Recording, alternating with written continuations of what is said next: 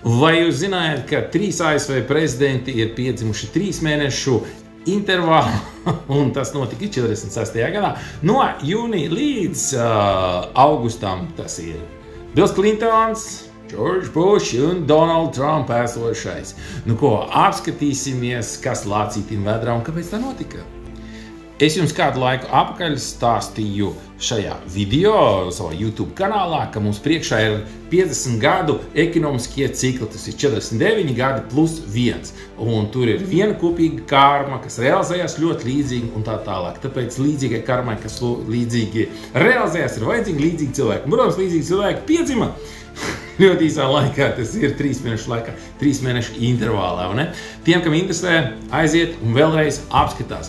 Kas tad ir par šiem 50 gadu cikliem, un varbūt kāds tieši tos pašus ciklus arī apstiprināja citur?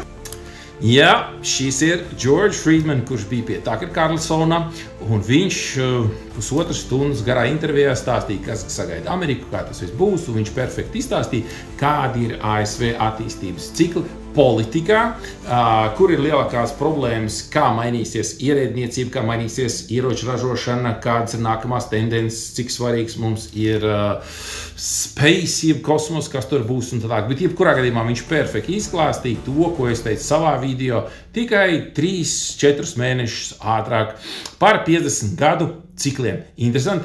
Apskatieties! Tiem, kam interesē vai paši mācās astroloģiju, laipni lūk, šādi izskatās visu 3 prezidentu astroloģiskās kārtas, līdzīgas, pietiekami labi realizējas, un kā mēs zinām, šeit ir pāris interesants problēmas. Mēs redzam, ka šim bija problēmas seksuālā sfērā un tā tālāk.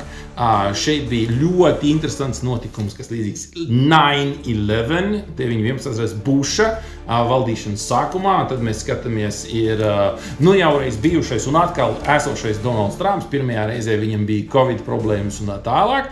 Nu, priekšā izskatās, ka varētu būt kaut kas līdzīgs 9/11 pasākumam un tā tālāk. Jebkurā gadījumā horoskopi interesanti, ātri un tā notikumu būs daudz.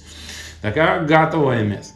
Jebkurā gadījumā tā izskatās tie lielie, interesantie cikli astroloģiskie, tā kā tiem, kam interesē, var apskatīties. Starp citu, mans video par karšu spēlēm Sting ir tieši par to pašu tēmu, tā kā tas jau ir sākts laicīgi, saulaicīgi, un tā, ka viss ir zināms, visi īstenībā gatavojas un notiekās.